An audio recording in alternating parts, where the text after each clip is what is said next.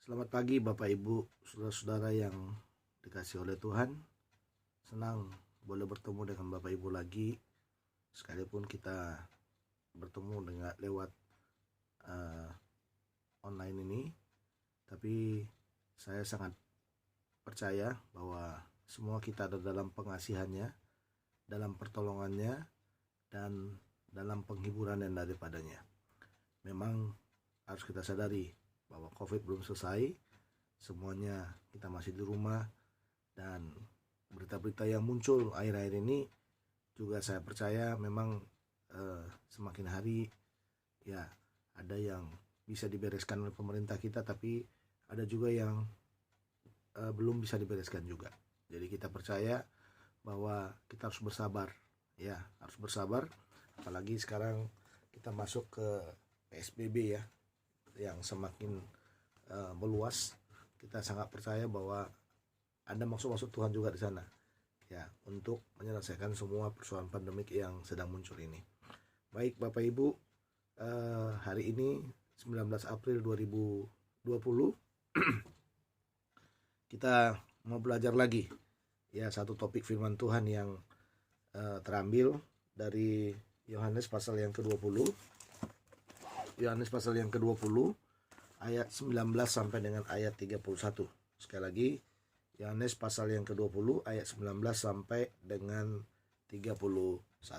Mari kita berdoa sebelum kita membaca firman Tuhan ini. Bapa dalam sorga, kami datang kepadamu ya Tuhan. Kami menyerahkan hati dan pikiran kami. Mohon hikmat pertolongan yang daripada Tuhan kiranya turun atas hamba-Mu yang akan menyampaikan firman ini, dan semua saudara-saudara yang mendengarkannya. Kami yang sedang beribadah di rumah, biarlah kami semuanya diberkati oleh Tuhan lewat kebenaran ini. Berkati hamba-Mu yang menyampaikan dan semua saudara-saudara yang mendengarkan. Kuduskan, ampuni setiap dosa salah kami. Biarlah firman yang kami baca, yang kami renungkan, menjadi firman yang boleh menguatkan, meneguhkan, dan membawa kami lagi kepada kebenaran-Mu. Dalam Kristus Tuhan kami sudah berdoa. Amin. Saya membaca buat saudara sekali lagi Yohanes pasal yang ke-20. Yohanes pasal 20 ayat 19 sampai dengan ayat yang ke-31. Demikian firman Tuhan. Ketika hari sudah malam, pada hari pertama minggu itu berkumpullah murid-murid Yesus di suatu tempat dengan pintu-pintu yang terkunci, karena mereka takut kepada orang-orang Yahudi. Pada waktu itu datanglah Yesus dan berdiri di tengah-tengah mereka dan berkata, "Damai sejahtera bagi kamu." Dan sesudah berkata demikian, ia menunjukkan tangannya dan lambungnya kepada mereka. Murid-murid itu bersuka cita ketika mereka melihat Tuhan. Maka kata Yesus sekali lagi, "Damai sejahtera bagi kamu, sama seperti Bapa mengutus aku, demikian juga sekarang aku mengutus kamu." Dan sesudah berkata demikian, ia menghembusi mereka dan berkata, "Terimalah Roh Kudus. Jikalau kamu mengampuni dosa orang, dosanya diampuni. Dan jikalau kamu menyatakan dosa orang, dosanya tetap ada." Tetapi Thomas, seorang dari ke-12 murid itu yang disebut Didimus, tidak ada bersama-sama mereka ketika Yesus datang ke situ. Maka kata murid-murid yang lain itu kepadanya, "Kami telah melihat Tuhan." Tetapi Thomas berkata kepada mereka, "Sebelum aku melihat bekas paku pada tangannya, dan sebelum aku mencucukkan jariku ke dalam bekas paku itu, dan mencucukkan tanganku ke dalam lambungnya, sekali-kali aku tidak akan percaya." 8 hari kemudian murid-murid Yesus berada kembali dalam rumah itu, dan Thomas bersama-sama dengan mereka. Sementara pintu-pintu terkunci, Yesus datang dan ia berdiri di tengah-tengah mereka dan berkata, "Damai sejahtera bagi kamu." Kemudian ia berkata kepada Thomas, "Taruhlah jarimu di sini dan lihatlah tanganku. Ulurkanlah tanganmu dan cucukkanlah ke dalam lambungku, dan jangan engkau tidak percaya lagi, melainkan percayalah." Thomas menjawab dia, "Ya Tuhanku dan Allahku." Kata Yesus kepadanya, "Karena engkau telah melihat aku, maka engkau percaya. Berbahagialah mereka yang tidak melihat namun percaya." Memang masih banyak tanda lain yang dibuat Yesus di depan murid-muridnya yang tidak tercatat dalam kitab ini. Tetapi semua yang tercatat di sini telah dicatat supaya kamu percaya bahwa Yesuslah Mesias, Anak Allah, dan supaya kamu oleh imanmu memperoleh hidup dalam namanya. Sampai di sini pembacaan firman Tuhan buat kita pada pagi hari ini. Berbahagialah mereka yang membaca, merenungkan, dan melakukan firman Tuhan dalam setiap kehidupannya. Bapak Ibu, tema kita pagi hari ini adalah saksi iman adalah pembawa damai sejahtera. Sekali lagi, saksi iman adalah pembawa damai sejahtera. Nah, kalau kita melihat bicara tentang saksi iman, apa itu saksi iman?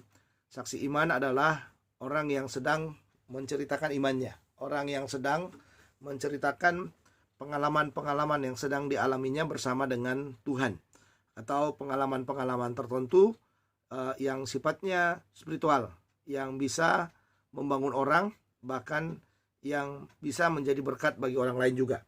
Nah, tetapi saudara, memang dikatakan di sana saksi iman itu adalah pembawa damai sejahtera. Dalam arti begini, kalau kita bersaksi, seharusnya kesaksian kita itu haruslah kesaksian yang membawa damai sejahtera, membawa ketenangan, membawa membawa sesuatu yang bisa menenangkan orang. Jadi dalam arti begini, jangan sampai kita bersaksi, orang tidak terberkati dengan kesaksian kita. Atau kita sedang menceritakan Yesus, tapi waktu kita menceritakan Yesus kepada orang lain, cerita yang kita sampaikan itu adalah cerita yang sebenarnya tidak menguatkan orang itu. Dalam arti cerita itu bukan cerita yang bisa menyentuh hati mereka.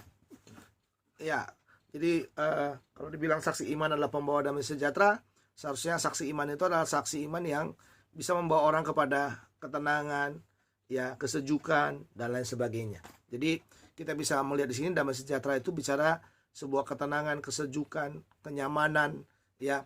Jadi pada waktu telinganya mendengar, itu akan menyentuh bagian rohaninya yang membuat dia menjadi tenang, membuat dia menjadi nyaman, sehingga pada waktu kesaksian itu disampaikan menjadi kesaksian yang sungguh boleh menguatkan hati orang-orang di sekitarnya.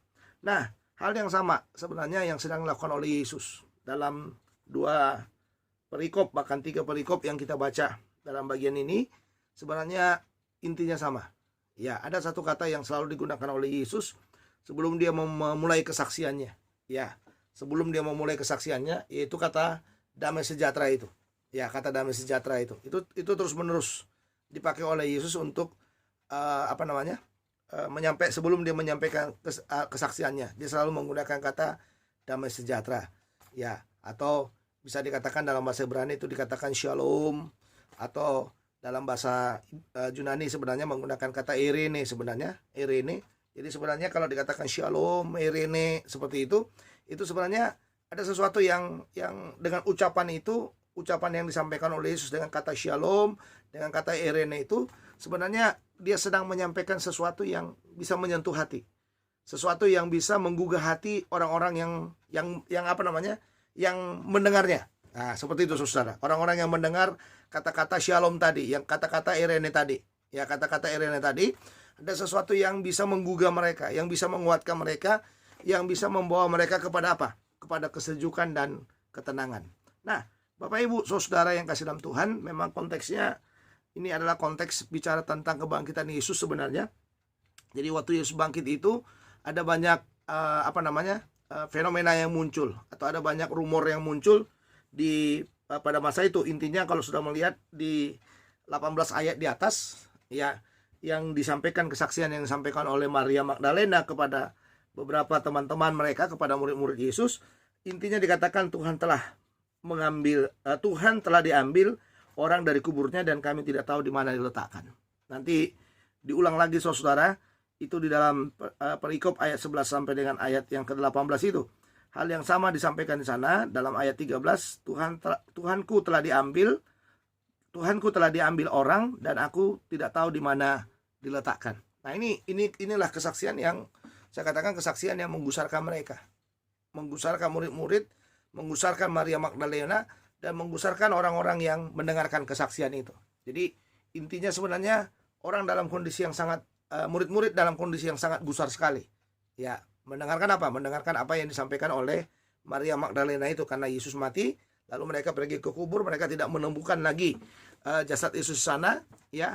Tetapi sebenarnya intinya yang terjadi di sini sebenarnya Maria Magdalena tidak mengerti apa yang sedang disampaikan oleh Yesus selama bersama-sama dengan Yesus. Yesus sudah berkata kepada mereka bahwa Yesus akan bangkit. Yesus tidak akan ada di dalam kubur itu lagi, ya. Itu yang dikatakan setelah 3 hari dia akan bangkit lagi. Nah, Bapak Ibu, saudara-saudara yang kasih dalam Tuhan, dalam kondisi yang seperti itu, dalam kondisi bisa dikatakan rumor yang saya katakan tadi, rumornya adalah Tuhan telah diambil orang dari kuburnya dan kami tidak tahu di mana diletakkan. Itu rumornya. Dalam arti kalau saya persingkat, Tuhan hilang gitu ya. Tuhan hilang dari kuburnya, tidak ada. Kita tidak tahu kemana dia perginya. Padahal sebenarnya Yesus telah bangkit. Bahkan memang kalau saudara melihat misalnya dalam ayat 11 sampai dengan ayat 18 itu, sebenarnya Tuhan Yesus sudah menampakkan diri kepada Maria Magdalena itu, bahwa sebenarnya dia sudah bangkit. Dan Maria Magdalena juga sedang berbicara-bicara dengan Yesus pada waktu itu, dan Maria Magdalena tidak mengenalinya sampai nanti Yesus menyatakan diri kepada Maria Magdalena itu.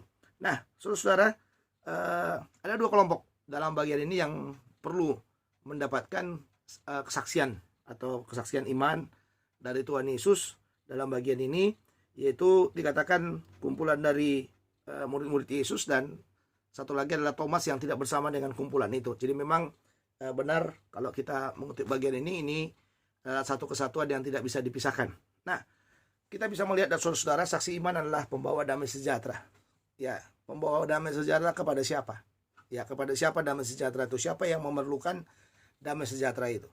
Nah, ada 2 hal yang bisa kita lihat dalam bagian ini, atau ada 2 kelompok orang yang bisa kita lihat yang membutuhkan damai sejahtera yang disampaikan oleh Yesus pada waktu itu. Nah, yang pertama adalah orang-orang yang sedang ketakutan. Ya, orang-orang yang sedang ketakutan. Jadi, damai sejahtera, kesaksian iman yang membawa damai sejahtera itu diperlukan oleh mereka yang dalam kondisi takut. Artinya, dalam kondisi ketidakpastian, ketidaktenangan, sehingga pada akhirnya saudara itu membuat kita menjadi tidak tenang. Ya, membuat kita kadang-kadang ya menjadi tidak memahami arah tujuan hidup kita itu mau kemana gitu ya. Nah, hal yang sama juga dialami oleh kelompok yang pertama dalam narasi kita dalam cerita ini, yaitu dalam ayat 19 itu. Ketika hari sudah malam, pada hari pertama minggu itu, berkumpullah murid-murid Yesus satu tempat dengan pintu-pintu yang terkunci, karena mereka takut kepada orang-orang Yahudi. Ya, jadi takut kepada orang-orang Yahudi, ya ini menjadi inti utama. Ya, sehingga mereka mengunci pintu katanya. Ya, mengunci pintu. Takut. Ya, takut kepada orang-orang Yahudi, apalagi mungkin desas-desus yang mereka mereka dengarkan bahwa mayat Yesus sudah tidak ada lagi, atau peristiwa dari kematian Yesus itu, ya itu membuat kelompok-kelompok orang menjadi apa? Menjadi ketakutan. Ya. Nah, salah satu contoh yang paling gampang sebenarnya dalam kondisi-kondisi kita sekarang ini, pada waktu orang dikatakan ODP contohnya, ya itu juga akan menimbulkan ketakutan. Orang-orang, waduh, sangat mencekam, seolah-olah, waduh, kalau dia udah ODP kita akan kena, semuanya kita akan kena, dan lain sebagainya. Ya, dan itu memang menjadi ketakutan yang berlebihan kadang-kadang ya, saudara ya. Ya, nah apalagi dalam konteks orang Yahudi waktu itu, murid-murid sangat dimusuhi, kelompok-kelompok Yesus itu tidak disenangi oleh orang-orang Yahudi pada masa itu, sehingga itulah yang membuat mereka pada akhirnya mengunci diri, mengurung diri. Ya, mengurung diri karena apa? Karena Yesus yang menjadi pemimpin mereka sudah mati. Ya, Yesus yang menjadi pemimpin mereka sudah mati, sudah tidak ada lagi. Ya, dan akhirnya ya ketakutan itu mulai muncul di sana. Nah, tapi lihat dalam bagian itu. Ya, pada waktu itu datanglah Yesus berdiri di tengah-tengah mereka dan berkata, Shalom. Ya, Shalom atau Eirene, damai sejahtera bagi kamu. Shalom. Ini kata-kata yang sangat luar biasa menurut saya. Makanya saksi iman adalah pembawa damai sejahtera. Pembawa damai sejahtera kepada siapa? Kepada mereka yang sedang ketakutan. Karena memang kata-kata itu yang dipakai oleh Yesus. Shalom. Ya, shalom. Ya, damai sejahtera. Ya. Nah, saudara,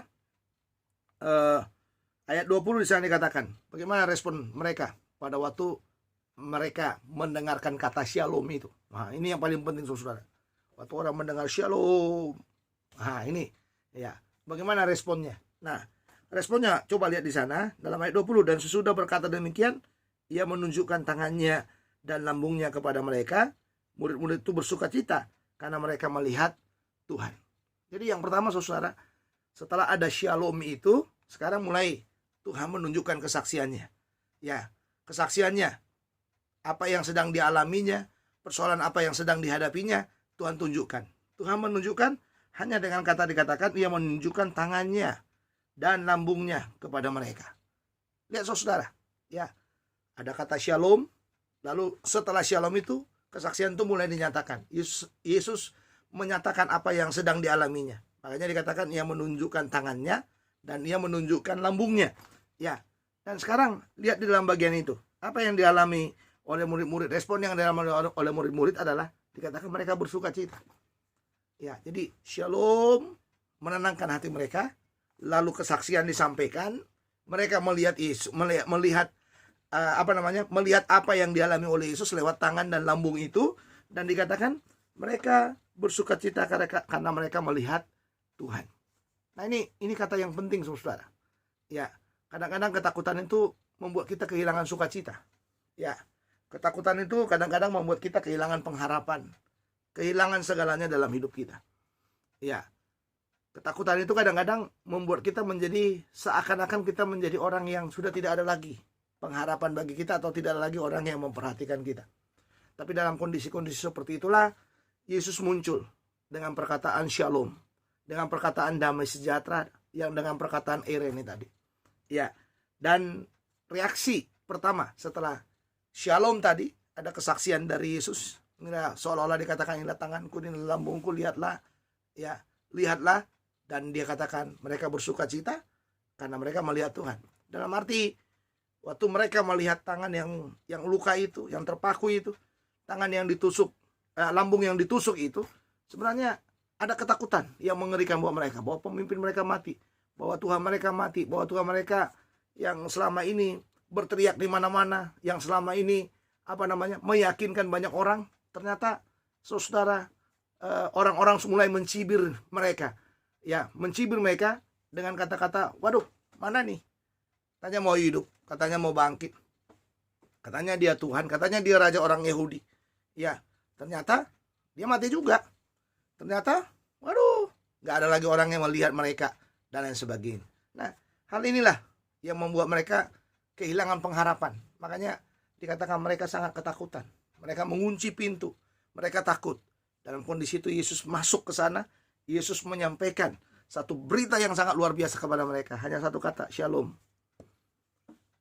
Ya, sekalipun dalam bahasa Indonesia diterjemahkan dengan dua kata, damai sejahtera, ya, damai dan sejahtera. Tapi dalam bahasa Ibrani shalom, bahasa Yunani juga eirene, satu kata. Hanya satu kata, shalom. Saya menggunakan bahasa Ibrani, shalom, damai sejahtera. Dan itulah yang menenangkan mereka. Jadi shalom, ada kesaksian. Nah, ini dia, ditenangkan, baru Yesus menceritakan tentang keadaan yang diharapkan di sana. Nah, tapi yang berikutnya bukan hanya itu saja, ya. Maka kata Yesus sekali lagi, damai sejahtera bagi kamu. Setelah sukacita itu muncul, sekarang ditambah lagi oleh Yesus, shalom bagimu. Nah, ini luar biasa saudara. Ya, jadi udah sukacitanya udah meluap, melihat Tuhan aja sudah senang mereka. Ya, melihat kesaksian Tuhan itu, hadirnya Tuhan itu menjadi kesaksian yang hidup bagi mereka. Sekarang Tuhan menambahkan dengan kata-kata lagi, shalom, shalom. Di tengah-tengah sukacita yang melimpah itu, Tuhan masih memberikan shalom lagi kepada mereka di sana. Ya. Tapi lihat di dalam bagian itu, sama seperti Bapa mengutus aku, demikian juga sekarang aku mengutus kamu. Jadi shalom yang pertama, Yesus menyampaikan kesaksiannya, responnya adalah sukacita. Dan sekarang Tuhan bilang lagi shalom yang kedua kepada mereka. Ya, lihat di dalam bagian itu dikatakan bahwa ada unsur yang disebut dengan pemuritan di dalamnya. Ya, jadi dalam arti begini, shalom, kamu dengar kesaksian kamu sukacita. Sekarang saya bilang lagi shalom kepada kamu, dan ingat baik-baik, kamu punya tugas. Tugas kamu adalah tugas yang sama. Saya sudah menunjukkan diri, menyatakan diri bahwa saya hidup. Ya, kematian itu tidak bisa menahan keberadaan saya. Dan sekarang saya hidup, ada pengharapan yang luar biasa. Sama seperti Bapa mengutus aku untuk mati, dan sekarang aku sudah bangkit. Sekarang aku mengutus kamu, dikatakan di dalam bagian itu, ya, untuk melakukan hal yang sama. Ya, melakukan hal yang sama dalam arti apa?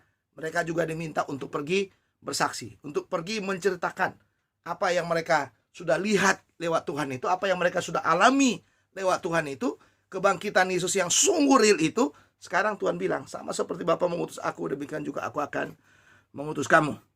Ya. Nah, lalu dalam ayat 22, coba lihat sana, dan sesudah berkata demikian, ia menghembusi mereka dan berkata, terimalah Roh Kudus. Jikalau kamu mengampuni dosa orang, dosanya diampuni, dan jikalau kamu menyatakan dosa orang, tetap ada, dosanya tetap ada. Jadi dalam pengutusan itu, saudara, diutus menjadi murid itu, mereka dilengkapi dengan apa? Dengan Roh Kudus. Lalu yang berikutnya, mereka dilengkapi dengan apa? Kuasa perkataan. Kuasa perkataan. Nah, dilengkapi dengan Roh Kudus. Maksudnya apa, saudara? Kalau mereka menceritakan Yesus, mereka tidak punya. Kita nggak punya kekuatan apa-apa loh. Ya, jadi sebenarnya shalom itu menjadi berkuasa karena apa? Ada Roh Kudus. Jadi waktu kita bilang shalom kepada orang lain, ada Roh Kudus yang menggugah hati orang yang mendengarkan kata shalom itu. Ya, supaya mereka tenang. Supaya mereka bisa mendengarkan kesaksian Yesus itu. Ya, kesaksian tentang Yesus itu. Sama dengan yang Yesus buat kan, ketakutan. Tuhan bilang shalom, lalu Tuhan tunjukkan tangan dan lambungnya, murid-murid sukacita. Dan sekarang saudara, setelah bersukacita itu, Tuhan bilang lagi shalom. Ya, shalom di sana. Apa yang Tuhan mau dari mereka? Yang Tuhan mau sekarang, yaitu pemuridan. Saya sudah datang kepadamu, kamu sudah melihat apa yang kualami, ya kan? Apa yang kualami, sekarang pergilah bersaksi. Ceritalah tentang apa yang sedang kamu alami. Nah, itulah saudara, dalam bagian ini, dalam kesaksiannya berikutnya, dalam proses pemuridan itu, mereka dilengkapi dengan Roh Kudus, dan yang berikutnya, mereka dilengkapi dengan kuasa perkataan. Jadi saya sangat senang dikatakan di sana, dan sesudah berkata demikian, ia menghembusi mereka dan berkata, terimalah Roh Kudus. Sekalipun Roh Kudus itu akan menjadi real nanti pada waktu peristiwa Pentakosta, ya. Jadi pada waktu mereka mengalami lidah-lidah api itu, peristiwa Pentakosta itulah yang menggairahkan, membuat hati mereka menjadi permanen dengan hadirnya Roh Kudus itu dalam hidup mereka. Jadi permanennya Roh Kudus itu nanti di Pentakosta, ya, tinggal dalam hidup mereka. Tapi secara posisi pertama kali sudah menghembusi mereka dengan Roh Kudus, ya. Dalam arti Tuhan sudah memberi semangat awal kepada mereka untuk apa? Untuk mereka boleh menyampaikan shalom. Nah, itu dia. Karena tadi judul kita saksi iman adalah pembawa damai sejahtera. Jadi sehebat apapun saudara dengan logika saudara, dengan kemampuan saudara menyampaikan cerita tentang Yesus, kalau tidak ada Roh Kudus yang menggugah kata-katamu, kalau tidak ada Roh Kudus yang menggugah kata-kata shalom yang saudara sampaikan kepada orang, itu menjadi sia-sia. Tidak ada gunanya, saudara. Saudara bersaksi. Ya, sehebat apapun saudara dilatih dalam penginjilan untuk saudara bisa dimuridkan menyampaikan Injil kepada banyak orang lain, kalau tidak ada Roh Kudus yang bekerja memimpin saudara untuk menyampaikannya, nggak baik. Ya, bahwa itu menjadi sesuatu yang sia-sia. Ya, jadi bagi kita orang percaya, bagi kita orang Kristen, ya, kuasa kebangkitan Yesus, kuasa shalom yang kita sampaikan kepada orang dalam kesaksian kita itu menjadi kuat dengan hadirnya Roh Kudus mendahului kita untuk menyampaikan shalom kepada banyak orang. Jadi Roh Kudus itulah yang menenangkan, Roh Kudus itulah yang memberi damai sejahtera, Roh Kudus itulah yang membuat orang menjadi tenang pada waktu mendengarkan berita tentang Yesus yang mati, Yesus yang dikuburkan, Yesus yang bangkit, Yesus yang pernah menampakkan diri itu, saudara. Ya, nah makanya dalam bagian ini dikatakan dilengkapi lagi bukan dengan Roh Kudus, tapi kuasa perkataan. Kuasa perkataan itu berkaitan dengan apa? Dikatakan jikalau kamu mengampuni dosa orang, dosanya diampuni. Dan jikalau kamu menyatakan dosa orang tetap ada, dosanya tetap ada. Luar biasa, saudara. Ya, dalam arti saudara, ada kuasa yang Tuhan berikan di balik hadirnya Roh Kudus itu sekarang. Dengan hadirnya Roh Kudus dalam hati kita itu, sekarang lewat mulut yang bersaksi itu, apa yang kita lepaskan lewat mulut kita ini akan terjadi kepada seseorang. Ya, jadi sekarang saudara, apalagi yang saudara takutkan? Saya rasa tidak ada yang kita takutkan dalam hidup ini, karena lengkap. Ya kan? Ada Roh Kudus dalam hati kita, ada kuasa perkataan yang diberikan kepada kita, ya, untuk mengatakan terjadi, nggak terjadi. Ya, dosamu diampuni, dan dosamu nggak diampuni, ya nggak diampuni. Seperti itu. Kalau kita melihat ayat ini, kenapa? Karena memang ini sangat kuat sekali, tekanannya sangat kuat sekali. Ya, Itu yang dikatakan bahwa dosamu diampuni, ya akan diampuni. Tapi di satu sisi nanti kalau dikatakan dosamu nggak diampuni, ya nggak diampuni juga.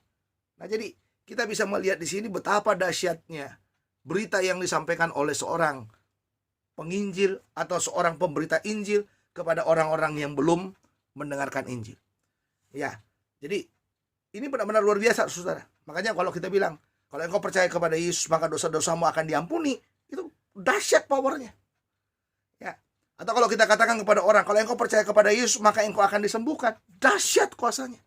Kenapa? Karena Tuhan melengkapi kita dengan kuasa perkataan. Tapi lihat dalam bagian ini, dalam sebuah penginjilan, dalam sebuah kesaksian yang menghadirkan shalom itu, Tuhan memperlengkapi mereka bukan hanya dengan Roh Kudus, tetapi saudara, dengan kuasa perkataan, dengan hadirnya Roh Kudus itu. Jadi apa yang kita sampaikan, apa yang kita ceritakan, apa yang kita lakukan kepada orang-orang, garansi, jaminan yang kita berikan untuk Injil itu menjadi kuat, saudara. Karena apa? Karena adanya kuasa perkataan itu tadi. Nah, jadi Bapak Ibu, hal yang sama juga buat kita dalam kondisi-kondisi yang sangat sulit dalam bangsa kita ini. Mari gunakan kuasa perkataan. Ya, gunakan kuasa perkataan. Roh Kudus ada dalam hatimu. Mulutmu diberikan kuasa untuk bisa berkata. Dijaga oleh Tuhan, dilindungi oleh Tuhan, ditudungi oleh Tuhan. Dari apa? Dari semua pandemik yang ada. Tidak menyentuh kita, tidak membuat kita menjadi sakit, bahkan tidak membuat kita menjadi mati karena hal-hal yang sedang terjadi dalam bangsa kita ini. Mari perkuat iman saudara dengan shalom tadi. Ya, dengan shalom tadi. Ini yang pertama. Jadi shalom itu ya diberikan oleh Tuhan kepada orang-orang yang dalam ketakutan. Nah, shalom yang kedua, kepada siapa shalom yang kedua itu diberikan oleh Tuhan? Kepada mereka yang tidak percaya. Ya, jadi kepada mereka yang ketakutan dan mereka yang tidak percaya. Ya, kepada mereka yang ketakutan, dalam bagian ini diwakili yang namanya oleh Thomas. Dan dikatakan dalam Alkitab kita, dalam ayat 24, tetapi Thomas, seorang dari ke-12 murid itu yang disebut Didimus, tidak ada bersama-sama mereka ketika Yesus datang ke situ. Jadi memang dalam kondisi ketakutan itu Thomas tidak ada di sana. Karena Thomas, ya mungkin orang-orang yang sudah pesimis ya. Thomas itu sangat pesimis sekali. Aduh, Tuhan hilang lagi katanya. Dan pesimis itu yang membuat apa? Dia kehilangan percayanya. Ya, jadi menjadi tidak percaya ya. Kadang-kadang orang pesimis itu menjadi tidak percaya. Orang-orang pesimis melihat sesuatu menjadi di mana lagi? Kita sakit misalnya. Kita kadang-kadang pesimis, aduh nggak mungkin lah sembuh lagi. Ya, kadang-kadang kalau kita udah susah, keuangan kita merosot, lalu akal kita tidak lagi bisa menjangkau semuanya, kita akan mungkin berkata, alah nggak bisa lagi. Gimana lah caranya saya bisa menyelesaikan persoalan-persoalan hidup saya ini? Ya, kata kuncinya menjadi tidak percaya. Ya, nah, jadi karena Thomas tidak ada, murid-murid cerita. Nah, bersaksi lagi kan saudara ya, bersaksi lagi. Jadi apa yang mereka sudah alami bersama dengan Yesus itu, mereka bersaksi lagi kepada Thomas. Dalam ayat 25 dikatakan, maka kata murid-murid yang lain itu kepadanya, kami telah melihat Tuhan.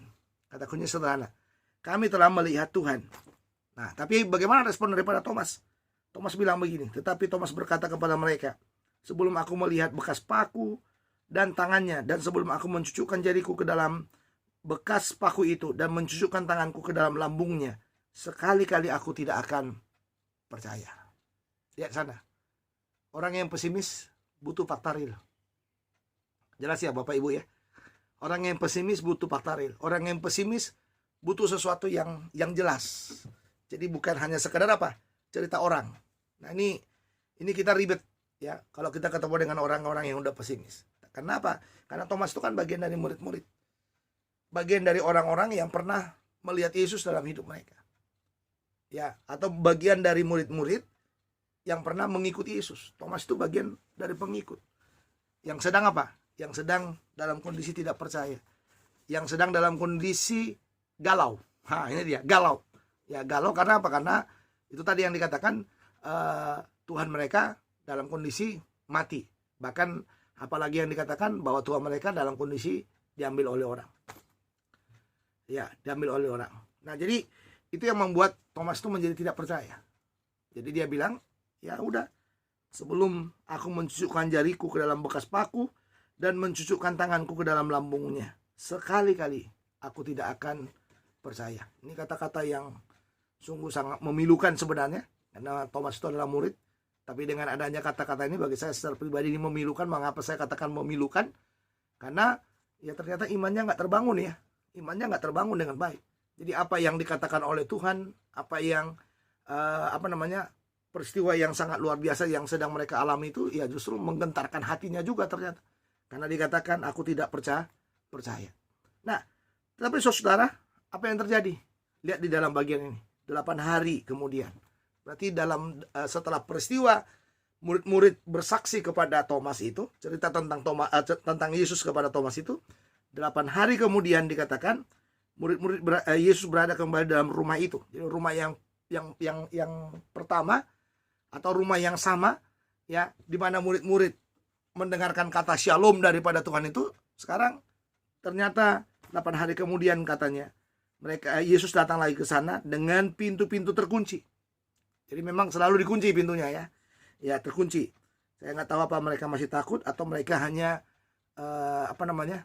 secara eksklusif mungkin ya, mengasingkan diri dari lingkungan pada masa itu. Mudah-mudahan pintu terkunci itu bukan lambang dari ketakutan lagi, karena bagian yang pertama tadi pintu terkunci itu adalah bagian dari sebuah ketakutan.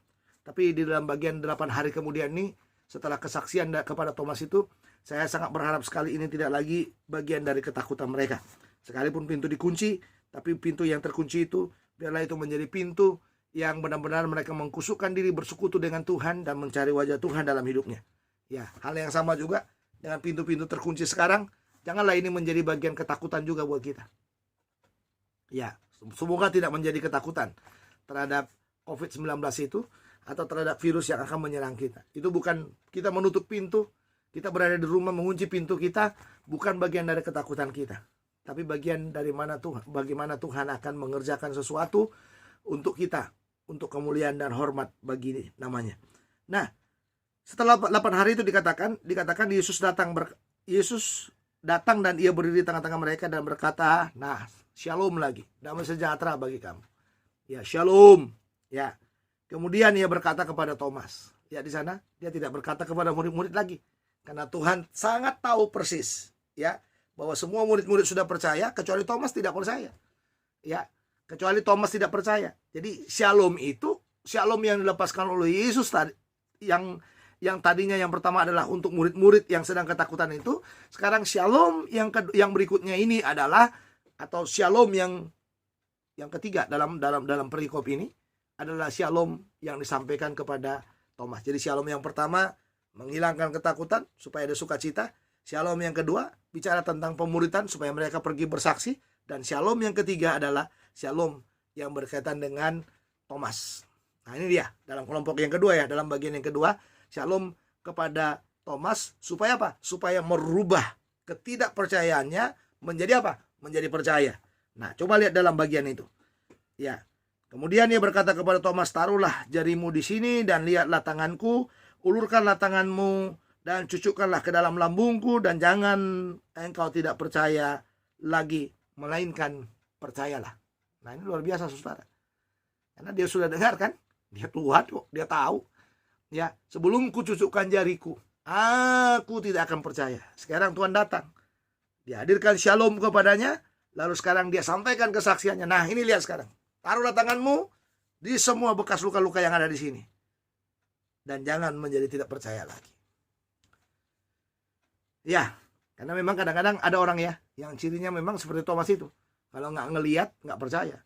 Ya, untuk beriman juga kadang-kadang gitu ya. Kalau kita belum melihat, ya kita nggak percaya. Kadang-kadang kita seperti itu. Kalau ada orang bilang, waduh, dia disembuhkan nih dari sakitnya. Masa iya? Nggak mungkin lah. Ya, orang masih ada dokter kok yang bisa nyembuhkan. Benar juga ada dokter bisa nyembuhkan gitu. Tapi kadang-kadang kan menggunakan peristiwa-peristiwa spiritual, peristiwa-peristiwa khusus untuk menolong seseorang. Ya, jadi hidup kita ini nggak selalu di area apa? Di area logika saja. Tapi kadang-kadang logika kita itu harus tunduk kepada percaya kita. Dan memang itulah Kristen yang benar. Kristen yang benar itu sebenarnya logikanya harus tunduk kepada percayanya. Percayanya itu harus jauh lebih dominan daripada apa? Daripada logikanya. Sehingga apa? Sehingga waktu kita beriman kepada Tuhan, kita tidak hanya mengandalkan apa yang kita lihat saja, ya, kalaupun kita tidak melihat, kita harus percaya bahwa apa yang kita tidak lihat itu menjadi sesuatu yang akan terjadi buat hidup kita. Itu yang namanya iman sebenarnya. Itu yang namanya mukjizat yang luar biasa yang Tuhan kerjakan dalam hidup kita. Ya, sama dengan contohnya ya. Kenapa saudara jadi orang Kristen? Ya tentu karena percaya saudara. Kenapa saudara yakin saudara mati masuk surga? Ya sudah tentu karena percaya saudara. Ya, apakah karena logika saudara bisa saudara logikakan surga? Nggak bisa kita logikakan surga. Iya kan? Nggak bisa kita logikakan surga. Ya, kita percaya kepada Tuhan itu nggak bisa kita logikakan juga. Nggak gimana caranya kita percaya kepada Tuhan. Iya kan? Percaya kepada Yesus yang mati dikuburkan dan bangkit dan menampakkan diri itu bahkan yang akan datang itu logikanya dari mana? Ya nggak ada logika yang bisa kita pakai di sana. Kecuali apa? Kecuali iman. Iman yang benar-benar yang sekarang menjadi ya di depan. Logika yang tunduk kepada iman.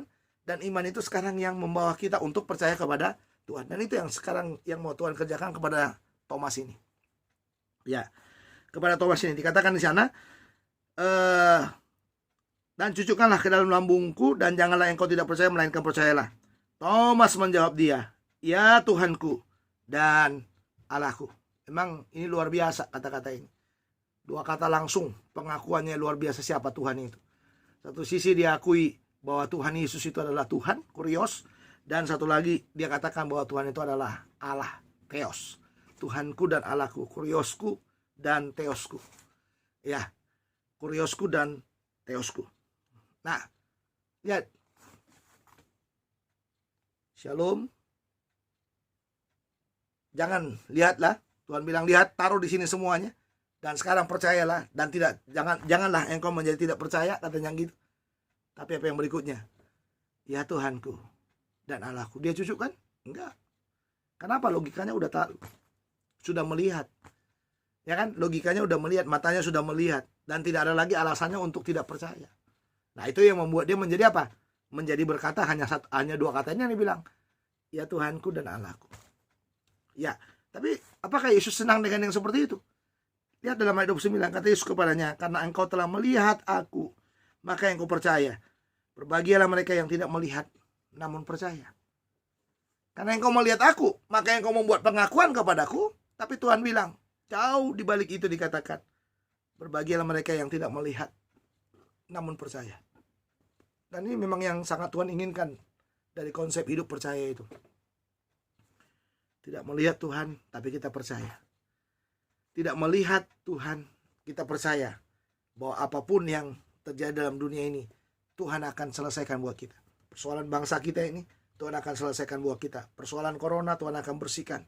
Ya, persoalan corona, Tuhan akan backup kita. Tuhan akan bungkus kita dengan darahnya.